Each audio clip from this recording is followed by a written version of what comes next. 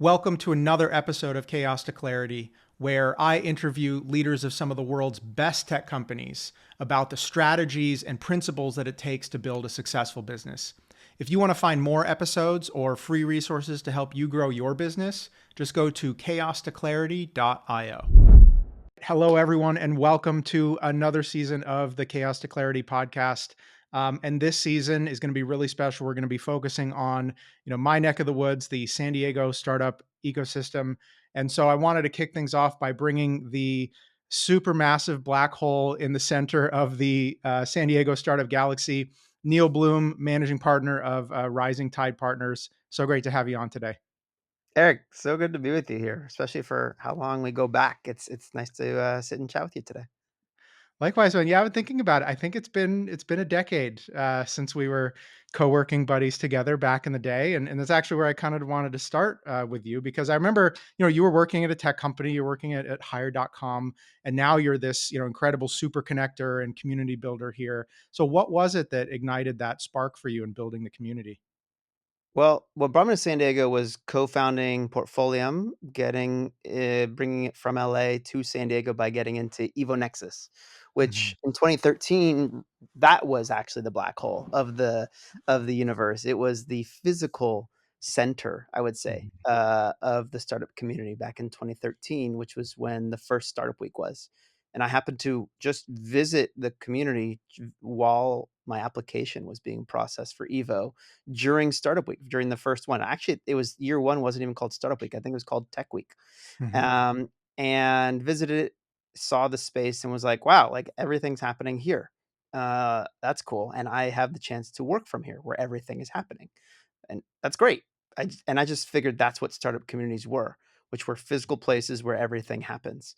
Uh, Turns out many years later, we take that for granted that everyone is in one place because you look at everything now, everything happens one to one in coffee meetings, which is such a slow process to get Hmm. connected in a serious way, not a parallel way that it used to happen. So that was it. And that still is driving the heart pumping is how do we get connected quicker, faster, and in a more contextual manner.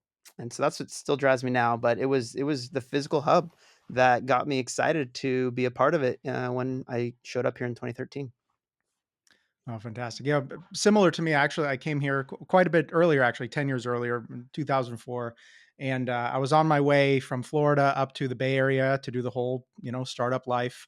And I really fell in love with the place. And I decided to stay for a while and see if there was an opportunity that would bring me up there. And every time I did the math, quality of life and opportunity and so on, I mean, San Diego just always won. And so then I said, all right, well, if I can't go to, the Bay Area where everything in my world is happening, I'm going to do the work to try to turn San Diego into the next best thing. So even before Startup Week, there was this thing called Startup Circle and, Connect when it first launched. I was a Connect mentor way back in the day. And obviously, with our mutual good friend, Brant Cooper, starting Startup San Diego. Now, so many years later, I'm on the board of Startup San Diego. So we've had these sort of similar paths. So we both share this really deep love for this community and trying to showcase it. And I really think we've actually turned a corner where I'm seeing that momentum build and things really are starting to move in an organic way, which is great. But you're right, we absolutely take this stuff for granted. It really does take everybody, full court press to make this thing happen. Um, so then, you had you got into investing, right? And I know you were an angel investor for a while, but what was the impetus for starting Interlock and now Rising Tide? So it actually is all related to the companies I've built. I have built two talent marketplaces, which is connecting people to opportunities. And marketplaces start in a very manual, offline manner, and you learn how and what to scale and what to automate, and what not, what parts you need humans in the loop for. And so that's where I thought my whole investing career really started, was being a talent scout, because that's what Mm. angel investing is. You are a talent scout. You're investing in the best possible people to change whatever it is they're going after. It's Mhm. like almost 100% jockey, 0% horse, or maybe 90% jockey, 10%. And I realized, well, that's what I've been building. I've been trying to build platforms to connect people, to connect them to their own path. And everyone's on Mhm. their own path. They just need to figure out what, where, and when, and how to go do it. But I actually only recently realized I've actually been doing that my whole life. Like, I've actually been a really good just kind of conduit or router or connector. Um, and contextually, meaning I'm not just saying, "Oh, you and you go this way." It's you plus you equals, 1 plus 1 equals 3. Meaning here's the best match in connecting in that regard. And so that's what my platforms were. It's actually what I was doing as an aerospace engineer also. I was on a Tiger Mhm. team for the space shuttle where I had to assemble the brightest minds in that exact second and moment to make sure we didn't slip launch. That was my team was called the Space Shuttle Action Center. So if something was happening on the manufacturing floor, boom, assemble a team, figure it out, solve it, continue on so we don't slip. And then I built platforms, a platform that connected engineers to find their next gig, or students to find opportunity to find their first gig using their own skill sets that they didn't even know was employability, but they realized I have raw talent. And so that's where I built for a while. And then when I stepped back and looked at my peers building other companies, I realized, oh, I've been stack ranking everyone I know this whole time in my head. In fact, we all do. It's called judging. We do it, right? But using your powers for good, I realized, well, I wanna invest in the ones who are the A plus, at doing what they're good at, right? And so that's what investing became for me is investing in greatness, in great people. And so I started writing a bunch of checks, mostly because I just happened to have had a little bit of financial success through my startups, through the exits. Really is investing in my peers, people that I was working alongside when I was building my startups, meaning I got to know them a lot, Mhm. right? I spent years knowing people and saying, yep, you're worth investing in. And almost in a sense, the opposite of what we think happens, which is startup founders, pitch. I was pitching people saying, "Take my money," right? Mm. Begging to get into a founder's thing. There's multiple founders that I've invested in a sense, before they started their own company, so they didn't even know what they were starting. I just, in a sense, wrote the check in my mind and said, "Whatever they do next, I need to be a part of." Mm. One of them is Cody Barbo, Trust and Will. When Mhm. we connected after a falling out he had with his prior startup, we both related, connected around having similar things happen to us. And in a sense, I said, whatever Cody does next, I'm doing. I need to be a part of. And so that became many checks, many individual angel checks in that regard.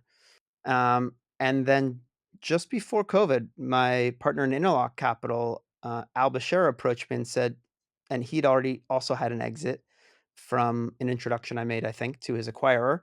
And he said, "What a few of us are starting to do angel investing on our own. What if we banded together and used our network to invest together?" And what that meant is the network of founders who had grown up together locally, but some had moved on to other places, but really just like our network to um, source, meaning like find the companies that we want, founders we want to invest in, use each other for diligence if someone had been there, done that before, meaning I had built talent marketplaces. I should be able to assess those pretty well, but I shouldn't be looking at, medical device startups and giving my opinion if they're good or Mhm. not, 'cause I have no clue.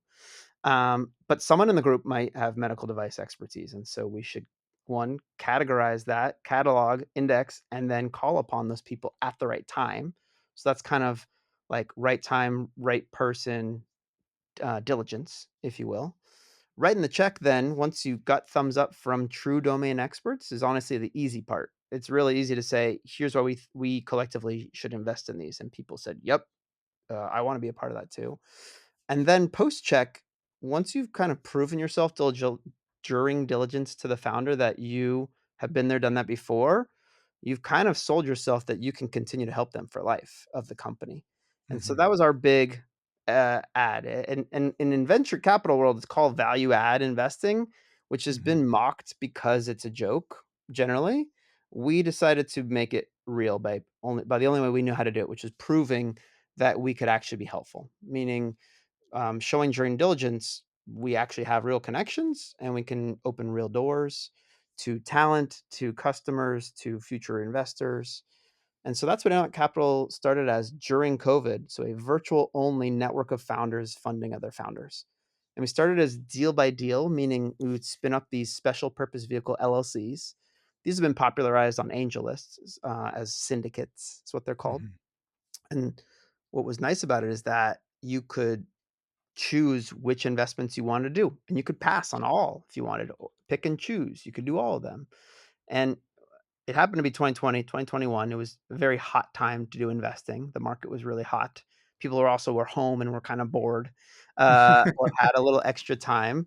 And so, we did 15 deals in 15 months. It was really hot. And at Wow. some point, every person on the investment side in our group, their company started to get hot too. And many people said, look, my company's taking off. I got to focus, but I don't want to stop investing. Can I be in every deal that you're in? And so we formed Interlock Fund One, which really was just an internal friends fund of people who were already in Interlock who just wanted to be in every deal.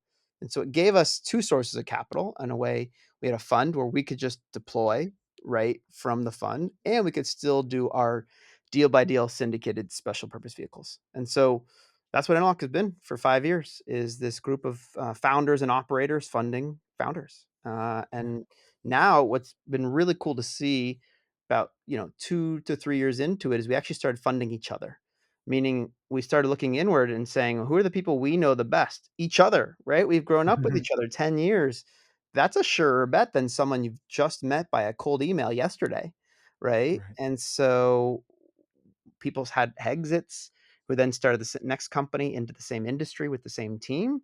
Well, yeah, we want in. And so we were putting our own members into CRM saying, Eric's next co, right? Just waiting and watching when the next company will emerge and saying, well, yeah, we've been waiting for you to start it. But we knew you would because we're all serial builders. And so that's the next iteration that's starting to happen now is LPs becoming portcos and portcos becoming LPs. We're investing in each other. And therefore, when one person wins, we're all going to win because we're investing in each other. And that's what's starting to emerge now, which is why I'm excited to kind of take this next chapter with it all and form this new investment group called Rising Tide Partners, which is where we'll be an angel community where we're invested in each other and more just invested in for equity, actually invested in each other in a variety of other ways around education, wealth management, philanthropic, and other mentorship and advising angles as well too. Oh, fantastic. So building an actual community around it, around the fund. That's Yeah, amazing. So I'm a Interlock member as well, and I really love what you're doing. I've been an angel investor for many years, but I'm also like really not a gambler and kind of a skeptic. I always kind of joke that I got an MBA way back in the day, and that's basically a degree in pessimism.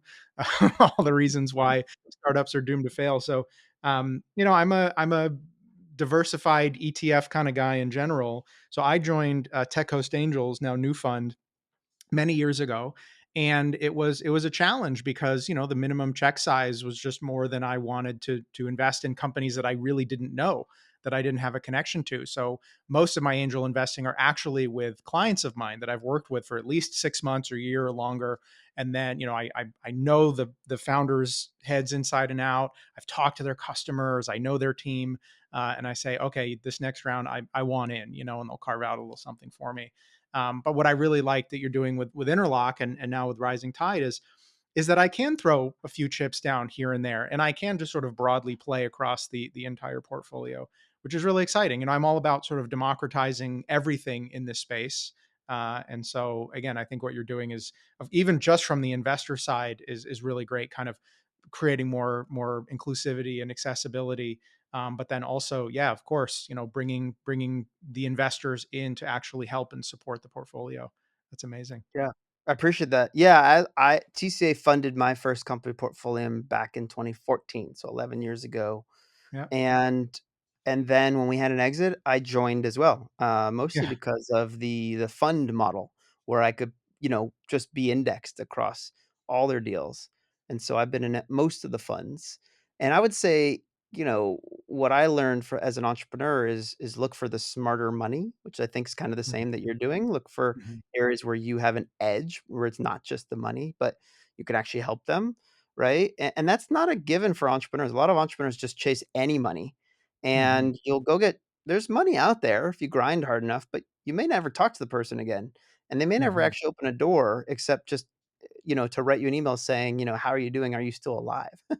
Right. And that Right. just doesn't behoove both sides that the best way. What's best is finding people who, are the check is almost, immaterial compared to the help that comes with it, right? Like, Yeah, when you can come and exactly. be almost like a built-in coach, Mhm, or therapist, or advisor purely because you're incentivized to, because you're on the cap table, mhm. now the incentives are aligned there, right, in that regard.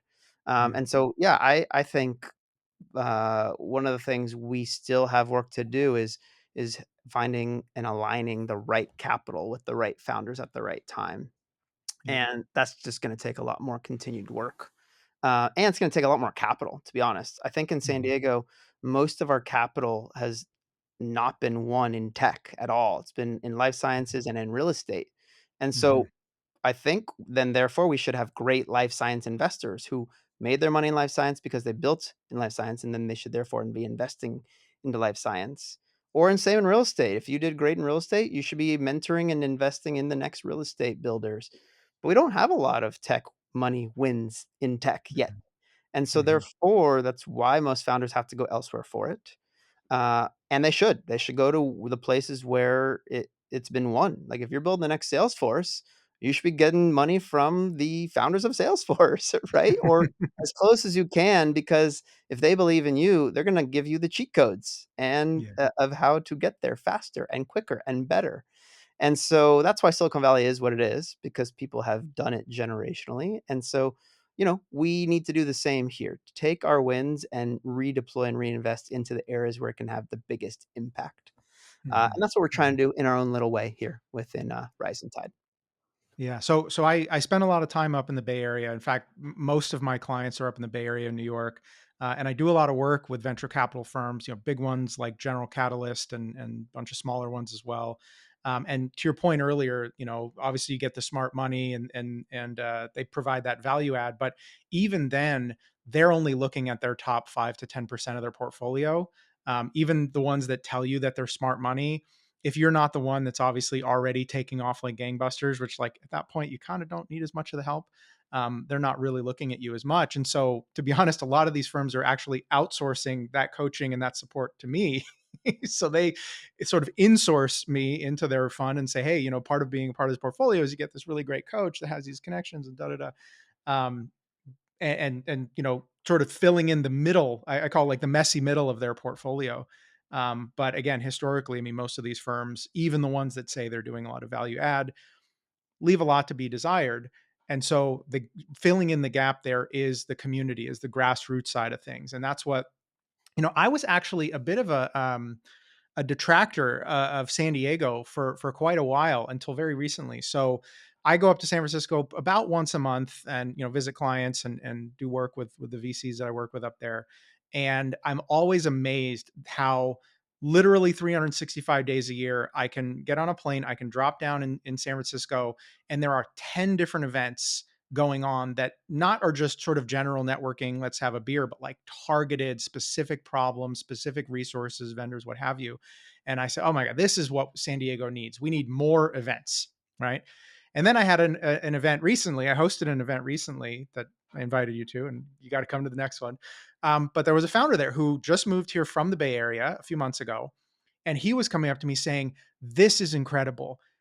San Francisco's nothing like this. It's Mm, all enclaves and it's all closed doors. And there's something about this mm, general like willingness and wanting to help each other that is special. And I said, whoa, okay, cool. That's awesome. Let me dig into that a little bit more.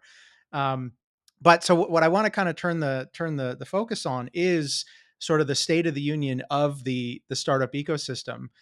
There was a book that you recommended to me a long time ago called Startup Communities by Brad Felt, and it's been really pivotal for me, just in the way that I look at our ecosystem. I work with Startup San Diego, but I want to kind of do this like state of the union here of San Diego, of the ecosystem, how it kind of pertains to, to your vision coming from that book, and again, where things leave to be desired. So start off, where do you think we've gained the most momentum, let's say since COVID over the last 4 or 5 years? Since COVID. Okay, well, let's break down the book to a certain regard. The book is what I consider my startup Bible. I come Hmm. back to it and I have to remember it. What Bradfeld really broke down is that at the center of the universe is founders. So Hmm. even when you said earlier when I was the black hole, like our center, like I cringed a little bit because I'm like, no, I am here in service of founders. Hmm. And I have to remember that at times, to be honest. You have to like humble yourself with that at times because it is all about founders. And I don't just mean like a bulk set of bunch of founders in a room. Every founder of their own company is the center of their own universe.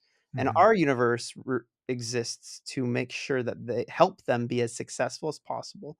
Because if they build the best business that they can, we all will gain. We Hmm. all will win. And so Brad lays this out in a really explicit manner, saying there's all these other attributes to an ecosystem. There's, you know, universities. There's all these nonprofits. There's all these service providers, of which investors are a part of that class, if you will. But it still is about the founder. And I think there's been waves in San Diego where we lose track of who is at the center. Hmm. There's been times where, Connect feels like it's at the center and everything happens in the community because of Connect. And I Hmm. say quite the opposite. Everything happens in this community because the founders are successful. And so over the last 10 years, we have our founders from 10 years ago have become successful in terms of raising capital, which in turn helped grow companies and hire lots of people, and then therefore have lots of late stage companies, right, who are doing well. And I think we as a community thought, wow, San Diego's doing amazing. We're so great at this, without looking at the greater world, which is the whole world experienced a huge boom in venture capital, Hmm. of which companies raised, which got them to later stage and then to unicorn status. So I don't actually believe that San Diego is any better than other communities, to be Hmm. honest.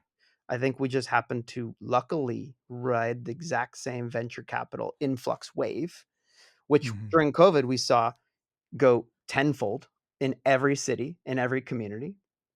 We happen to actually experience San Diego companies have had almost the bad fortune of not having grade A manager talent in our community, which is what you usually need as you're growing from series A, B, and C. Like you need to now learn how to delegate the playbook down, manage it, continue to hire the best quality talent you can, and we realized we didn't have in the software world, we haven't had that talent in San Diego, which means you've had to go elsewhere for it, which means we've been kind of running virtual teams pre-COVID Hmm. because we had to go hire wherever the best was.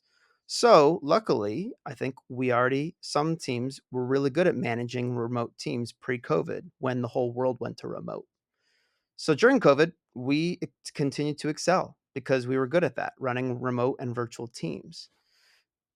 Now, coming back out of COVID, I actually think back in person is what is needed to in this changing world. Like Hmm. AI is rapidly reducing the need for giant engineering teams the same way we did before.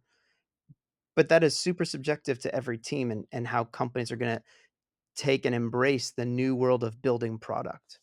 And I think that is when when change is out there externally, the best way to learn is in person. And so I think San Diego might actually be losing speed by being so virtual now, most of our companies. And Hmm. I think we could catch back up if we got in person more often as companies and then as an ecosystem in person as well too. And so luckily our event ecosystem is caught back up.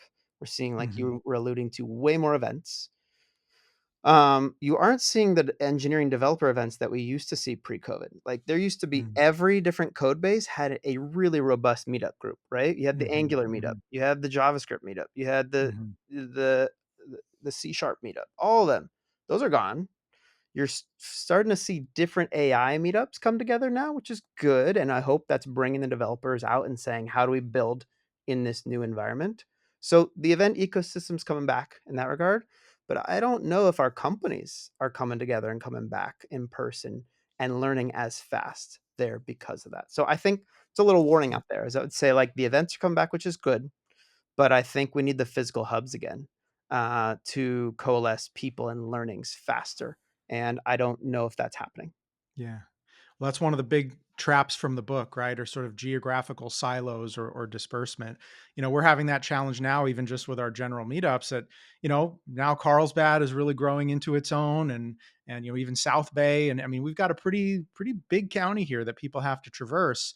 And Yeah. so, yeah, you've got um, groups or affinities of people, say developers or designers or what have you, that are now just spread along a much further around. So, I run both, or I'm organizing both Startup Week and Design Week, and we are having to go all the way from Carlsbad to Tijuana, and it is a challenge to get people to Yeah. show up on those days for sure. It is, and the all the way through COVID, Startup Week, and, it was only in downtown. We could do Mhm, 5 days of a week in only downtown. We then came out of COVID and did 3 years where we didn't do anything in downtown. So, one, mhm, that showed the geo is completely upended, right? mhm, So mhm, I agree there.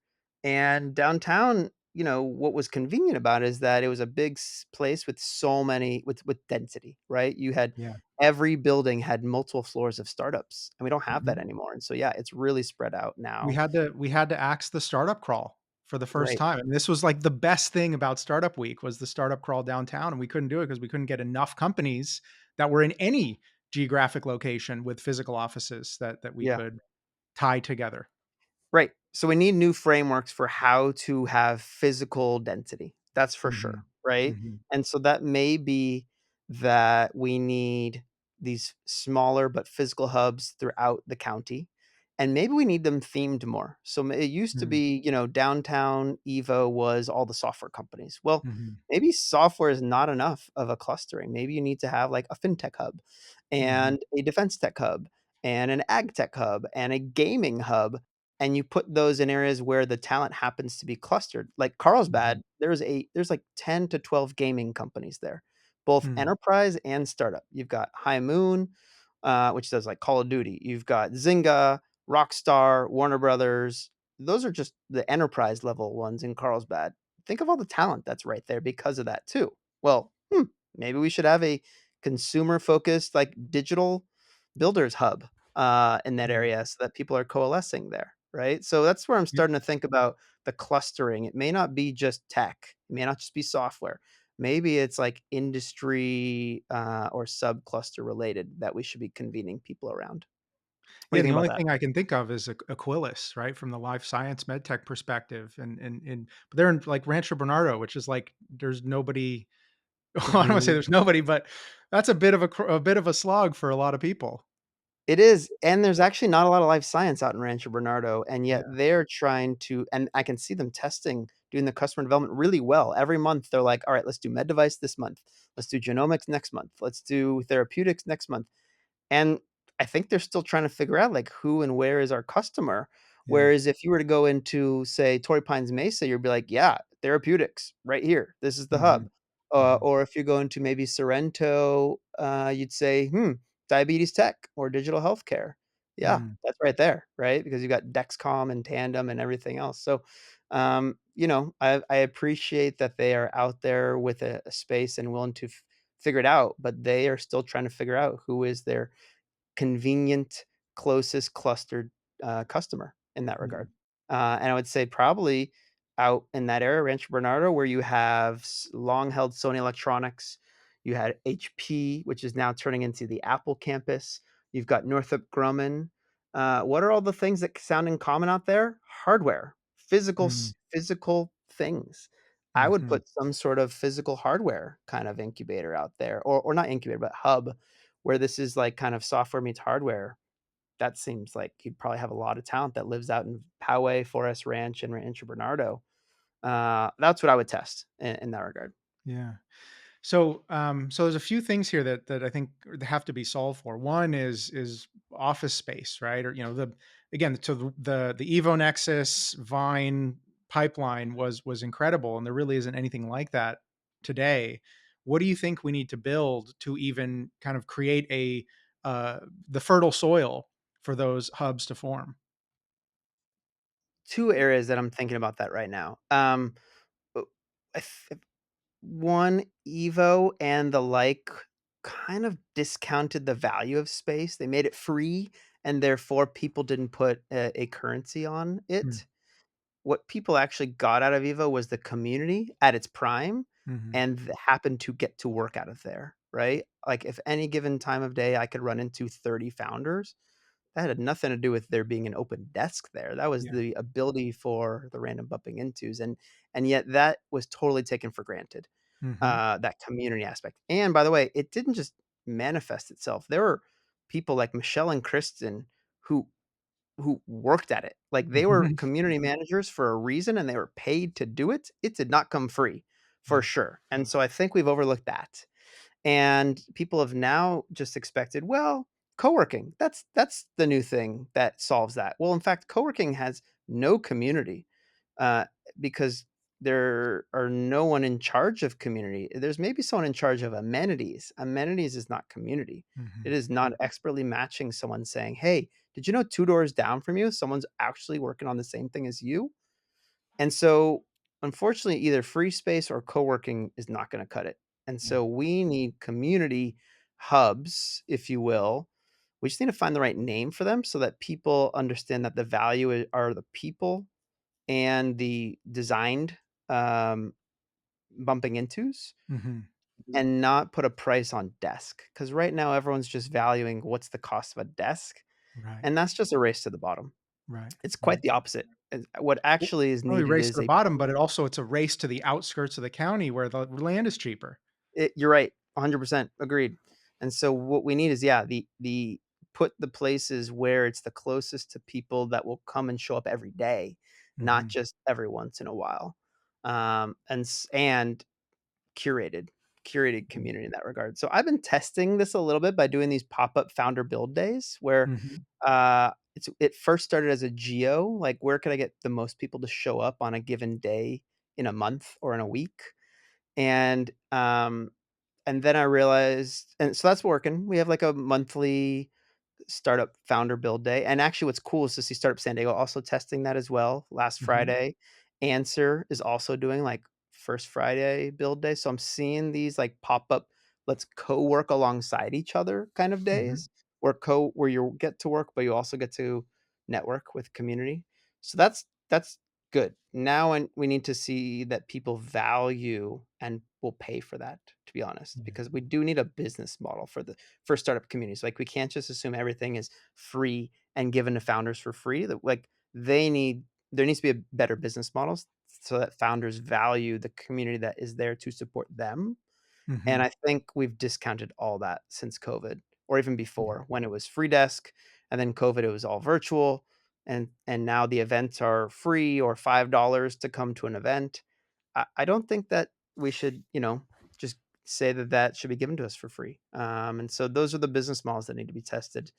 And to do that, we need to prove it. We need to prove that we can actually help founders by being in person and not just for a happy hour, for actual work. mhm, And so I love seeing all the kind of co-working pop-up days test those things. And then the coffee meetup's been happening for a while, right? The coffee, yep, like 10 plus years. yep, Um, and so where it all started, it did right? all start there. But I think we need to test and try a lot more things, right? And so, Mhm, as you and I, we're community entrepreneurs, meaning we're solving the problems of a community worth solving, mhm, right? We're looking for problems we're solving. Those are all tests that we're actively trying right now. And so I love when you bring ideas back from the Bay, being like, "Hey, this is working," like Hacker House or, mhm, a blank. It's like, "Great, let's try it. Let's see if that works here," right? Because we don't have to spin everything up from scratch. We yeah, can look at other communities and look at their playbooks and saying, "Does that work? Great. Let's try it here." And so that also from the startup community's book was what I also glommed onto, which was like, "Oh, there's these playbooks that work in other places. Let's mhm, test and try and at least see if we can replicate the same results here, and then lean into what is uniquely San Diego and do even more of that as well too." mhm. So there's a bit of a different angle or perspective that I'm seeing on this, and it the principle that's jumping out of me from the book is that this needs to be founder led. Mhm. So we're talking as people who serve the startup community, but that puts us in a sort of a transactional relationship here, right? So we need a call to action where we can get the founders to lead some of this, where a group of founders that are in a similar industry, maybe living or working in a similar region, can say, hey, let's get together and build a hub or start co-working at a place, and then reach out to people like us and say, hey, come support us, come bring, bring talent, bring cool events, bring whatever to the table, and make this thing, really lively and thrive. um, this actually is the reason why I got on the Startup San Diego board as well. So it was Brant Cooper. So when Brant Cooper was in his last days, he actually reached out to me and nominated me to join the board. We'd known each other for a long time. We Brant rant together over many years, and he really wanted to kind of pass the torch because he was just seeing, Startup San Diego really struggling coming out of COVID, right? I mean, it absolutely crushed us, as it did, any event sort of based organization. And he really wanted to see that founder focus come back into it. And so when I joined, I had this mandate, and I still kind of carry this mantle. The first thing I did was I interviewed about 40 or 50 founders across the whole region, and just try to figure out what their needs were, and how we could best support them and so on. um, and a lot of it was connection, but it was more intentional, more curated connection. It was, I need specific resources, or I need, yes, I want to meet with investors, but I want specific investors with specific connections or whatever, or talent or what have you. So we had basically grown into this big tent to be, all inclusive, because the ecosystem is small enough that we kind of wanted to put everything together. But what people actually wanted was to kind of slice and dice and say, no, I want to come to a life science focused event, or I want to come to a SaaS focused event. And so, we've been trying it with as small of an organization and small of a budget that we have, to say, how do we kind of serve the needs and basically bring back the tracks that we used to have in our heyday when we were taking over the convention center, which, I hope we can get back to at some point. But so yeah, so that's kind of where we're at now, is like, we're trying to figure out, not only with the main Startup Week and First Monday events, but doing these partnership events like the last Fridays with Downtown Works, and the hackathon that we did with SDX, and so on, so that we're trying to say, hey, let's start doing these like industry focused collaborative events to give people a more curated experience. And we also found out too that we're just too small to be able to meet all the needs of the ecosystem. And so for Startup Week this year, we're actually opening it up and turning it into more of a tech week model. So we're allowing founders and service providers and so on to submit their own events, and we'll still sort of have our core track. But again, we just realized, hey, let's just make this better by bringing everybody to the table. So I'm right there with you, and in fact, I am happy to keep brainstorming and figure out how we can solve this problem together. But I 100% agree. Is like, we need a place that we can call home, that we can just show up every single day, that we know everyone is going to be there, that if we want to bring an investor to come in, they know where to go, that we don't have to, there's not so much friction or lift to get the right people in the room together. I love it. No, it speaks to everything, we've been honestly trying to build within Startup Sando for 12 years, Yeah. which the big change 12 years ago was by founder for founder was Hmm. the biggest thing, right? That was the biggest change. It came out of the Brant rant, to be honest, which was that, all these orgs, nonprofit orgs, their customer is not the founder, and Hmm. therefore they're going to do things that don't benefit the founder when push comes to shove. And I see us back at that at times, for sure. Hmm. Hmm. Um, and so the what I just heard from you, and I also relate to, is that um, curation matters more now than ever before. Yeah.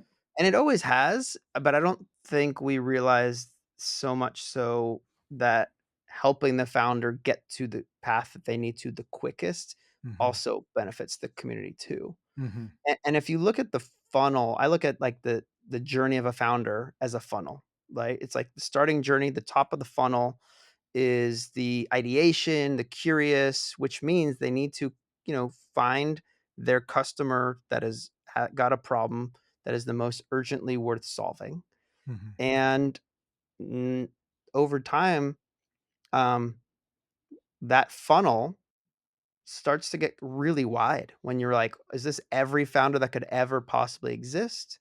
And are we really talking about any business that could possibly exist? And for a while, we started calling that inclusivity, meaning we need a Mhm. space that works for everyone. Mhm. Kind of something you said too. When I think we kind of lost point of what I thought we were doing is trying to build a space for the hyperscale worth kind of businesses, Yeah. n which by the way start as SMBs. They start as 1 and 2 person teams with very little revenue, right? So it looks like a small business, but we need to help them reach escape velocity as fast as possible, Mhm. right?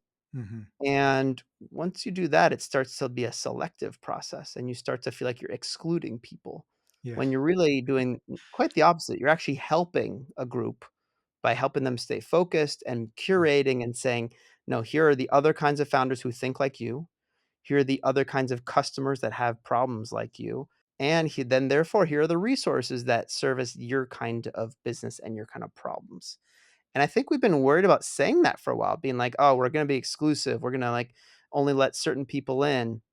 It's not that. It's that we actually can only help so many people at a time, and we Mhm. just need to determine that the people we want to help are the ones who are gonna eventually build big businesses because they're solving big problems. Yeah. And as quickly as we're able and comfortable to say that, the better, because we can't help everyone. We can't I be everything to everyone.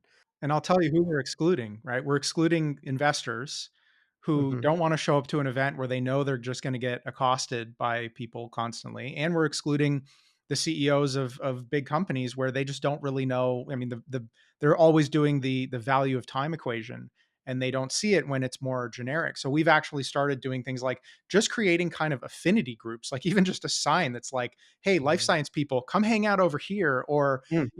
a belly bar where an investor can come and do like an AMA, but to say, hey, I'm here to focus on these types of companies, these types of startups. We're trying. Mhm. It's hard under the big tent, and I think from a San Diego startup San Diego perspective, we represent not only the big tent but also the student or entrepreneur pipeline. Yeah. People who are working at companies who want to or have a side hustle or a moonlight, or students that are coming out of college that are interested in starting a business. Like, we definitely serve those people, and we need to. But then where's the next stage in the funnel? How do we get people through our events into something that's more curated and either industry focused or stage focused? And that's the part that I'm currently struggling to find, and maybe we gotta create it. No, I'm so happy to hear that you're focused on that and you're experiencing and understanding the struggle because it's real, and it's so appreciated. At least to finally get away from the vanity metrics of just number of people at an event. It's just Right. not Right. a metric that matters. What Right. really matters is the curated connections and the help you do on an individual founder level. And Hmm. if you learn you Hmm. can do that really well with one person, then you can do it with 5 people, and then 10 people, and then 20. But Yeah. if we just focus on the real help the founder first, we'll get somewhere. And so some of the areas that I've been thinking about that a little bit is, um, what you just mentioned, like where do we funnel them to? Well, Hmm. there's usually a group of founders who are just there, who could turn around and mentor and advise informally, just a little bit, right? If Hmm. you Hmm. just raised your seed round, well, go help the person who's just starting to raise their pre-seed, Yeah. right? Yeah. Maybe they can make some interest to their investors if they feel comfortable enough with you. To do that, you have to have met. So maybe we should be getting back to mentor hours where, Hmm.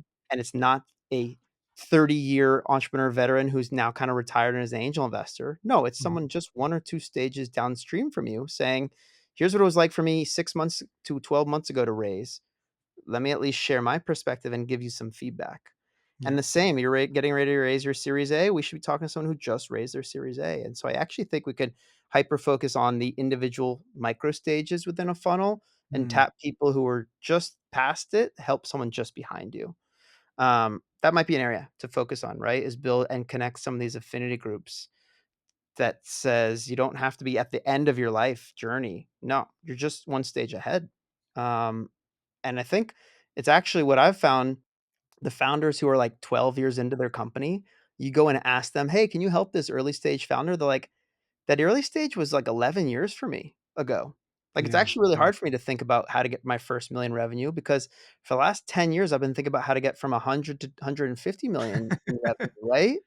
Yeah. Like, you Yeah. don't really have that much nuance of what it was like to go get first million ARR because it was different in 2014 to get a million ARR. So I actually think focusing on people more relevant and within your space might be worth testing and trying. So let's go do that and see if we can get some affinity out of that or some connection points, success points out of that, Eric. Yeah.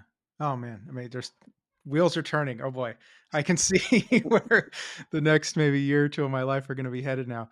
Um, okay, we need to go. We need to hang out. We need to talk more about this. I'm I getting know, it's excited. always let's get whiteboarding and get people together. So to round out, this conversation, I really want to give a kind of call to action to the community, to the founders out there. Again, the sort of theme of being founder led. So, what are some things that you think the founders can and should start doing today to help themselves to start creating this affinity and to create some of these like gravity wells, right? That will eventually become the supermassive black hole. That will bring people like us or bring the resources to them as opposed to you know, waiting for other people to kind of offer the service for them. Mm. I mean, I think you're starting to see a few founders start their own gatherings, Mhm, and meaning they're trying to find their tribe, which is really mhm, great, right? It's really strong. So if you are a prop tech founder building in prop tech, I want to, if like you should be shouting from rooftops, like, "Where are my people?" And then mhm, that's when they come to you, me and be like, "Hey, do you know anyone in prop tech?" And then we can add to it, like, "Yes, let's do a 10-person prop tech lunch." Great, right? That might be one way to start. So, if you find you're an entrepreneur, founder, just looking for your tribe, call the people who have the network capability to call upon that, because I think that's where we can support them and give ideas of here's how to gather in that regard, mhm, right? mhm. And not the other way around, which is you and me saying, let's put on a founders dinner and just like hope we can get the right people there. Yeah, We can do that all day, by the way, and we do it. But seeing the founders want it, it gets us really even more excited to be like, yes, let's help convene and create experiences where you can connect even deeper with people who are in the trenches alongside you. So that's one way, wonderful. right? That I think would be really strong.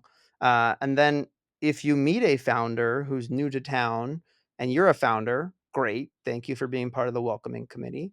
And then let's share the playbook of how the best way to get connected in the quickest way possible.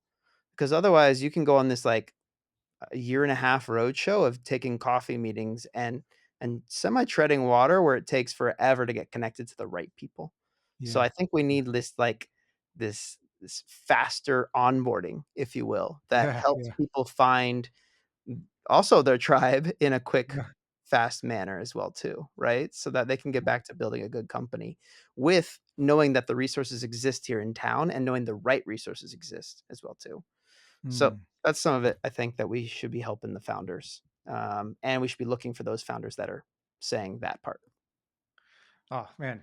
Okay. So I just did this founder dinner a few weeks ago, right? And it was something that I've been wanting to do for a long time, but I'm just the kind of guy who like I don't like doing anything by myself. I like to have a collaborator. And it wasn't until our mutual friend Fred Greer, well, I reached out to him because I just had I knew this was something that he had done, wanted to do, and I said, "Hey, should we want to collaborate on this thing?"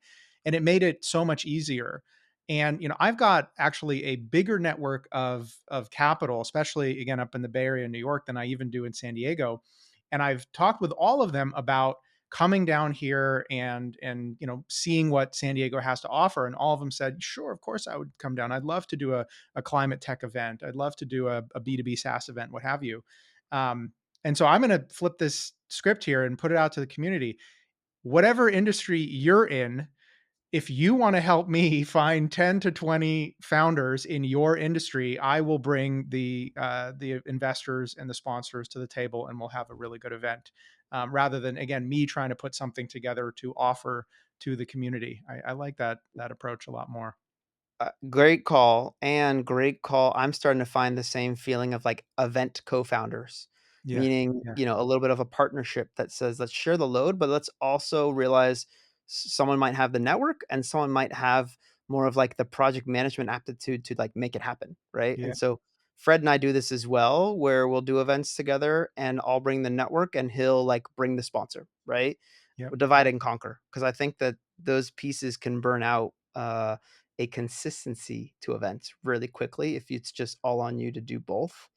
Because there's Yeah. a lot of admin work, if you will, that goes on to do an event, right? Like Yep. date, place, the experience, then the invites, and then putting the right people in the room together, right? As well too. So having event co-founders is what I call, and I'm finding the same like all of my events that I'm doing. I'm trying to find someone to take it and continue it on while I go spin up the next event series. So even my founders hikes, I've found other people to now lead them. Great, because I don't I'm not the master at leading a hike. No, I'm just Right. great at starting something, getting it going consistently, and then I wanna go do the next thing, right? Which is also the startup playbook too, right? I don't wanna do the same thing over and over again. I wanna go Yeah. work on the next problem.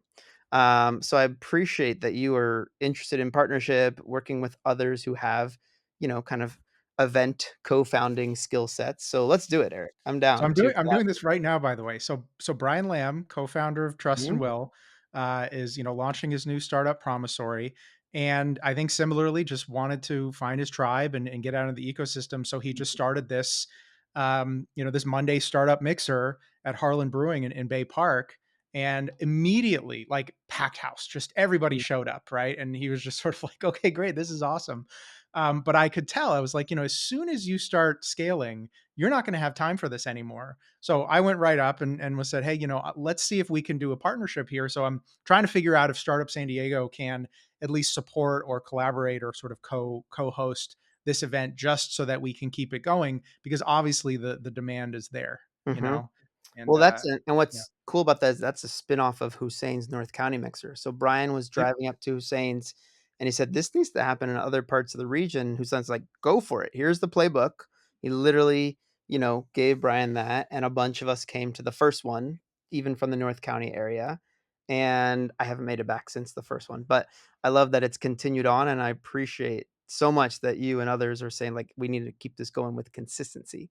yeah. Well, And now that's really we're talking to like, can we get like 1 million cups in here, right? Let's make it more than just mm, people hanging out drinking beer. Let's start to bring, again, an organization like 1 million cups that has done amazing work for the ecosystem over the years, but like is dealing with the same problems. Where are our people? Where they used to be in the EvoNexus building, right? I used to mm, go 2 floors down from my office and mhm. get to meet with 20 or 30 different startup founders every month. And now, they're looking for a home like the rest of us. So yeah, again, we're all kind of swirling around the same problem and the same challenges here. So I think, like I said, I think we need to spend more time together and figure this out. But I think for now we gotta let our listeners and our watchers go and enjoy the rest of their day. Neil, it's been amazing. So great to have you on the show today. Thanks for all your time and insight. No, Eric, thanks for having me. Thanks for having the live conversation of all the community building elements that are going through our heads.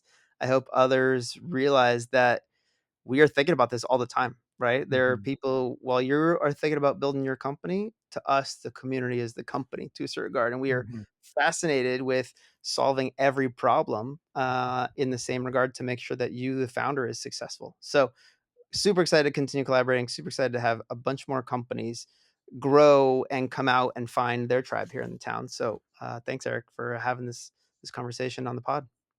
Hey, I hope you enjoyed this episode. If you are a tech CEO or CTO and you're looking to go from chaos to clarity, for over 20 years, I've helped over 100 companies like OpenAI, Sony, Qualcomm, and Automatic develop market leading products, lead high performing teams, and raise a boatload of money. So, if you want to lead magnetically, scale smoothly, and fundraise effortlessly, go to chaos2clarity.io. I've got a ton of free resources and content to help you grow your business.